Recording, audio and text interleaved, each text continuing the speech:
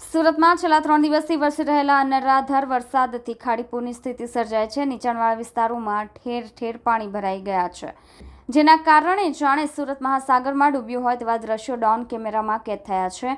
બીજી તરફ લોકોને પારાવાર પરેશાનીનો સામનો કરવો પડી રહ્યો છે।